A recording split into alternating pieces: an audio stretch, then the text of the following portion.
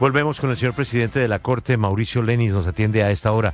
Magistrado, nos decía usted pues que la justicia tiene sus tiempos y los procesos son distintos y que se surten unas decisiones de acuerdo precisamente al estudio de los expedientes.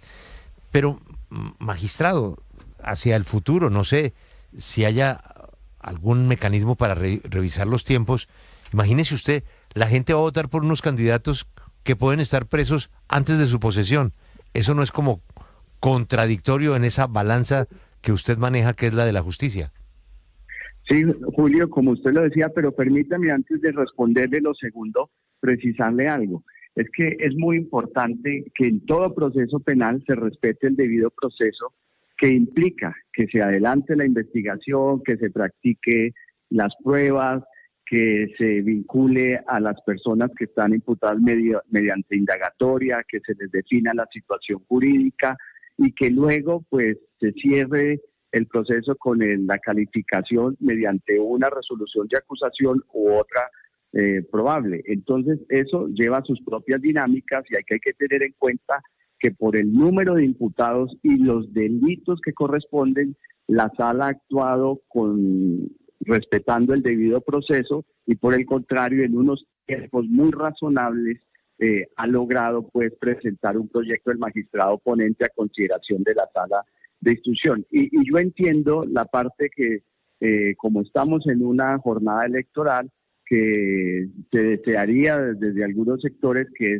la decisión pudiera salir antes del proceso electoral, porque eso tendría, por ejemplo, una implicación social cuanto a los electores.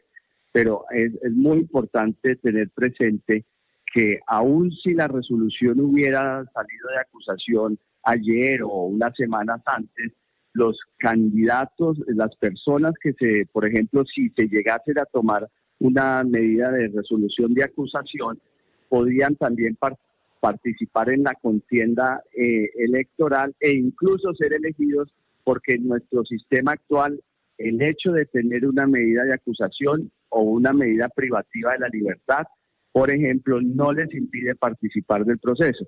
Pero yo entiendo que se refiere más a una sanción de tipo social respecto a los electores.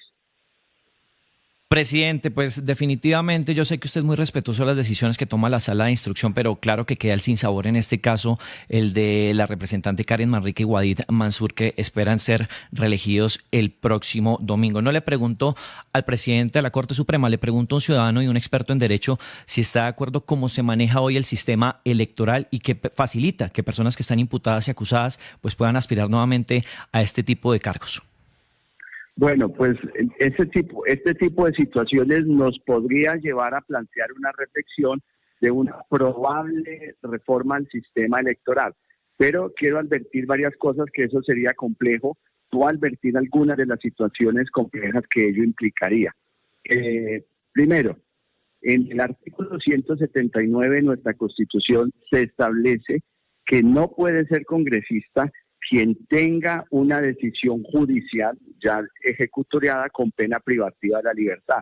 O sea que eso implicaría, en primer lugar, reformar el artículo 179 constitucional porque, por ejemplo, con una medida de acusación no le impide a un ciudadano participar de un proceso electoral. Segundo punto, que de una posible reforma en ese sentido que habría que considerar, la posibilidad de relativizar el derecho de presunción de inocencia, y ahí hay una discusión fuerte porque en el principio de presunción de inocencia se debe mantener hasta que haya una sentencia condenatoria. Entonces yo sé que conforme a lo que usted me pregunta, alguien pudiera decir, ¿y por qué no relativizamos el principio de presunción de inocencia? Al menos para que cuando una persona tenga una resolución de acusación no pueda participar de un proceso electoral. Pero eso implicaría relativizar ese principio y ahí hay una discusión muy fuerte de si eso sería posible o no. Y una tercera situación compleja en esa posible reforma electoral, también habría que mirar la relación de esa norma con la Convención Interamericana de Derechos Humanos, porque recordarán ustedes que en la convención es muy fuerte la idea de la protección de participación en un proceso electoral o destitución de una persona que ha sido elegida por el voto popular, que solo pudiera procederse a ello por si es destituido por un juez penal. Acuérdense que esa discusión la hemos tenido en el pasado muy fuerte en el país. Y yo tengo en mente un caso, no sé si recuerdan ustedes el caso del senador Mario Castaño. El senador Mario Castaño tuvo una situación parecida a la que ahora está en discusión en la sala de instrucción, que todavía no se ha llegado, por supuesto, a una decisión concreta, pero la situación fue la misma. El senador Mario Castaño, recuerdan ustedes que él se le impuso una medida de acusación y fue capturado en medio de un proceso electoral, pero fue capturado antes de que se realizaran las elecciones. Y él fue elegido. La situación, él podía haber participado y pudo ser elegido. La otra situación es que no se pudo posesionar, y ya como no se pudo posesionar, se pueden presentar las figuras sobre la silla vacía o de la pérdida de investidura. Pero esta reflexión, esta situación puede llevar a pensar en una probable reforma al sistema electoral, pero advierto que esa es una situación compleja y no es tan fácil por las situaciones que he descrito. Presidente, quiero volver a una pregunta concreta para que no haya lugar a equivocación. Si a estos señores, a estos 5 congresistas, los detienen antes de su posesión, hay silla vacía, ¿de acuerdo? Sí, si ellos, digamos, a ver si lo digo en estos términos. Una persona que está enfrentando un proceso penal que no ha concluido puede participar de un proceso electoral e incluso puede ser elegido, por lo que expliqué con anterioridad. Pero si es capturado y no puede llegar a posesionarse, si fue elegido, es capturado y no puede llegar a posesionarse, puede darse la figura de la silla vacía o pérdida de investidura.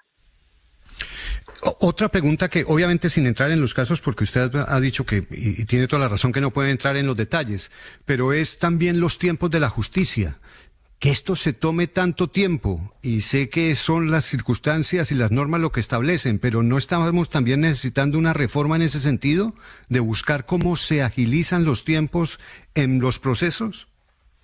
Yo creo que es una preocupación general en la administración de justicia, es tratar que siempre sea más celera y que podamos llegar a tomar decisiones de manera más oportuna. Pero yo le reiteraría lo que manifesté con anterioridad.